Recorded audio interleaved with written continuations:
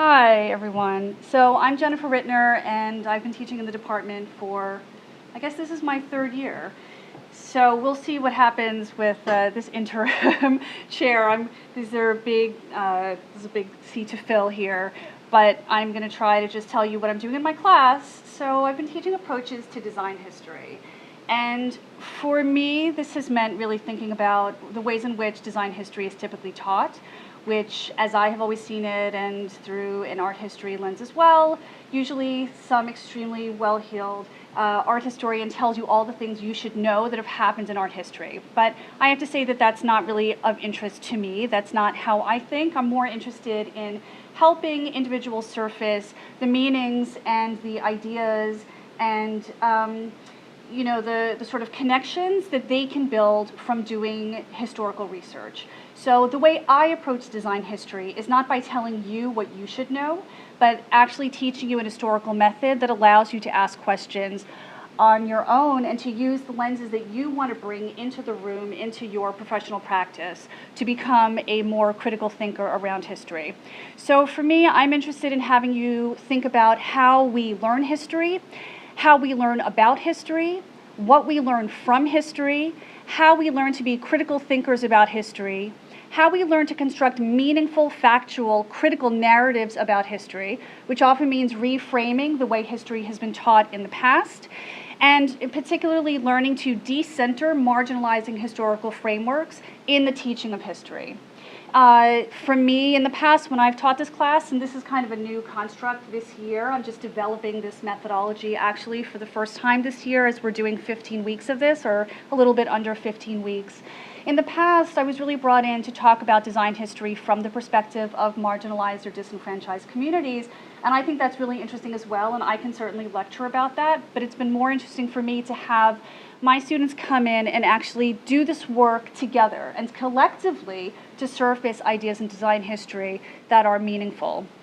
And so the historical method is essentially a method of academic rigor, which is that first you develop a line of inquiry around an idea or a concept or an object, that you yourself take responsibility for developing out what can surface when you ask questions about an object or an idea, that you accumulate data points, develop insights, and start to find patterns that emerge in doing research, that you become responsible for reflecting on what you know, how you know it, what does it mean to know something, what else do you need to know to investigate the question further, and to actually ask, what does it mean to challenge myself to see this differently? That research actually takes the form not of just looking at texts, which give you perspectives that other people are bringing to the table, but actually to look at different kinds of sources of information.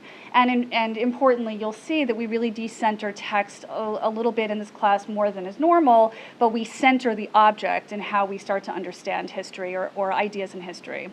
And then together, we synthesize these insights into a thesis and then write and revise and do all of the work that it takes to actually put these ideas into some solid form. So this semester, what we're doing is taking the idea of design history and exploring it through a series of domains. We're looking at the history of seating, of sheltering, of healing, of wearing. And these are broad categories. That means we can actually look at ideas of power, of privilege, of relationships, of the object, the materiality of objects, the making, the evolution of functionality, of form in each of these domains. It means that there isn't a single narrative. It means that there are many narratives that we can draw by looking at these broader concepts. And in addition to the work that we're doing in the classroom and through independent research, we're actually using our time and the resources in the city this semester to explore how these ideas actually can be explored in different institutions. So our class has gone to the Met. We're going to go to the New York Historical Society and look at both their collection and their archive. We're actually going to use that space to talk about what it means to be an institution that tells history and the ways in which that institution has told history differently about itself and about New York and about the objects in its collection over time. We're going to go to the New York Public Library, in particular the Schomburg Library, and look at the collection of, in particular, slave objects and slave narratives.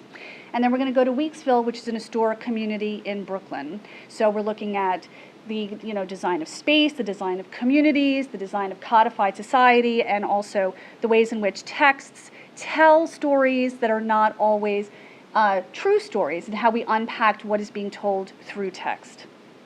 So we are centering objects, and we're looking at objects as both literal reflections of making and use, and also the lyrical qualities that are embedded in these objects. So the ways in which we see the values that are brought when we look closely at objects, and the intentionality, and in particular, I don't know if we want to do this exercise here, but I always want everyone to look right here at this little space where you can see it's almost like the extension of an arm and the thumbprint holding the bowl, and this idea that the object itself embodies the feeling of nurture and of care, that the object is an extension of a set of values that we are bringing into our desire and our care to be in community with one another. And so we ask, what does it mean for objects to tell us stories?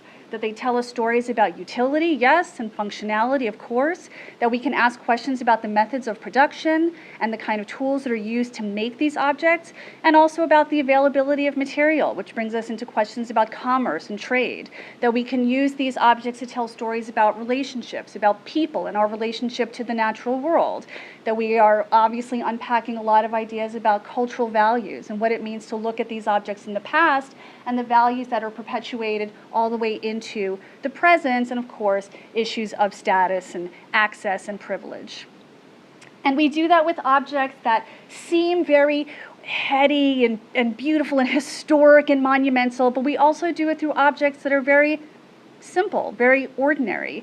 And we unpack what are the values that we understand about these very simple, very ordinary objects, and the way in which we can understand them better when we ask more profound questions about them, that everything has an intention, and that it's our responsibility to unpack those intentions. One of the challenges for me in teaching is that I speak very quickly, and I realize I have done that here again, but it's because I get really excited about the things that we're talking about. So in class, everybody has to, every once in a while, somebody tells me to slow down, and I promise you, I do try to slow down.